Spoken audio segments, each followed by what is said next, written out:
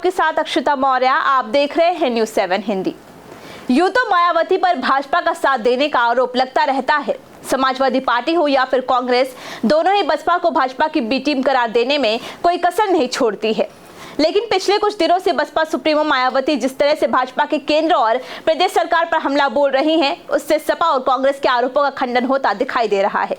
दरअसल बीते दिनों मायावती ने पार्टी पदाधिकारियों के साथ बैठक की और उसमें आगामी विधानसभा चुनाव को लेकर पार्टी के भविष्य की रणनीति तय की और उसी दौरान उन्होंने मोदी और योगी सरकार पर तीखे हमले किए। 2027 के विधानसभा चुनावों की तैयारी में जुटी बसपा अब योगी सरकार पर हमले तेज करने जा रही है।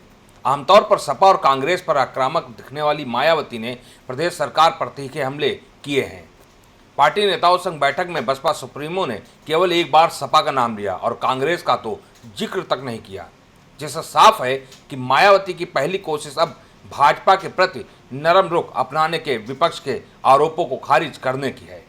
पार्टी आगे भी इसी रुख को बरकरार रखेगी और साथ में अपने कैडर वोट को सहेजने के लिए संगठन को मजबूत बनाने पर भी जोर देगी। बीते कई चुनावों से लगातार कमजोर प्रदर्शन से जूझ रही मायावती वंचित वर्ग के वोटों में पकड़ बनाने की अन्य विपक्षी दलों की कोशिशों से निपटने के लिए पहले से ही सक्रिय हो चुकी हैं। अब भाजपा के विरोध की अन्य विरोधी दलों की रणनीति में आगे निकलने का प्रयास किया जाएगा।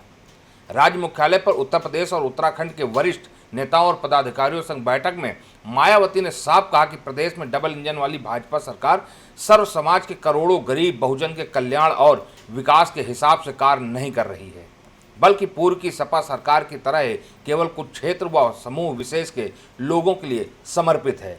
इससे प्रदेश का विकास प्रभावित हो रहा है। उत्तर प्रदेश व उत्तराखंड की भाजपा सरकारों को भी धर्म को कर्म के बजाय कर्म को धर्म मानने का संवैधानिक दायित्व निभाना चाहिए। द्वेष व विभाजन के संकीर्ण राजनीति खत्म होनी चाहिए। मायावती ने जिस तरह से बैठक में भाजपा सरकार पर हमला बोला है, उससे साफ जाहिर है कि बसपा सुप्रीमो अब पूरी तरह से चुनावी मोड में आ चुकी हैं। लिहाजा अब वो सत्ता से बेदखल चल रही सपा और कांग्रेस को नहीं बल्कि सत्ताधारी भाजपा को घेरने में रणनीति काम कर रही है। बहरहाल अब देखना यह होगा कि मायावती की माया 2027 के चुनाव में कितना असर डालती है। फिलहाल इस खबर में इतना ही। देखते रहिए न्यूज़ 7 हिंदी।